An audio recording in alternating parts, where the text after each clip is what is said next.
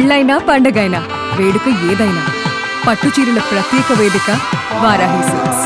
Bhogapuram Alluri Sitaramaraju international airport యొక్క ప్రత్యేకతలు exclusive గా సుమన్ టీవీలో మొన్న ఒక డాక్యుమెంటేషన్ మీ అందరికీ చూపించడం జరిగింది.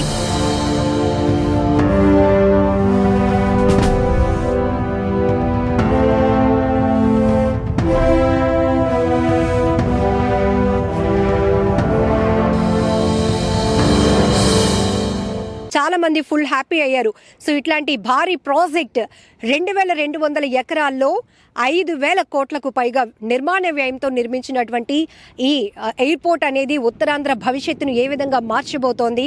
ఇంటీరియర్లో కూడా చూస్తే ఉత్తరాంధ్ర ఆర్ట్, మన సంస్కృతి సాంప్రదాయాలు ప్రతి ఒక్కరికి కళ్ళకు కట్టినట్లు చూపించే విధంగా అన్నిటికీ కూడా చాలా ప్రయారిటీ ఇచ్చారు. అలాగనే అరకు కాఫీ రుచులను కూడా ప్రయాణికులకు అందించే విధంగా ప్రత్యేకమైన స్టాల్ ఏర్పాటు చేశారు.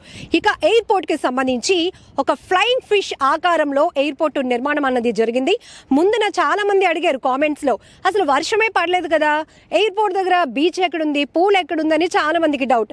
నేను చాలా క్లియర్ గా కూడా చెప్పాను, అసలు ఆకట్టుకోవడం అంటే ఒక ప్రత్యేకత ఖచ్చితంగా ఉండాల్సిందే.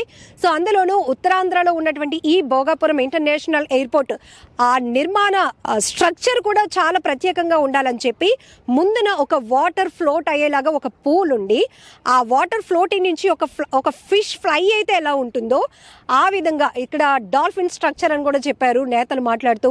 సో ఒక డాల్ఫిన్ ఫ్లై అయినప్పుడు ఎలా ఉంటుంది, ఇప్పటికే డాల్ఫిన్స్ అంతరించిపోతున్న సందర్భంలో ఇది మనం ఈ స్ట్రక్చర్లో నిర్మాణం ఏర్పాటు చేయడం. ఇది ఫ్రంట్ వైపు. ఇప్పుడు మనం ఈ ఇంటర్నేషనల్ ఎయిర్పోర్ట్కి సంబంధించి బ్యాక్ సైడ్ ఉన్నాం.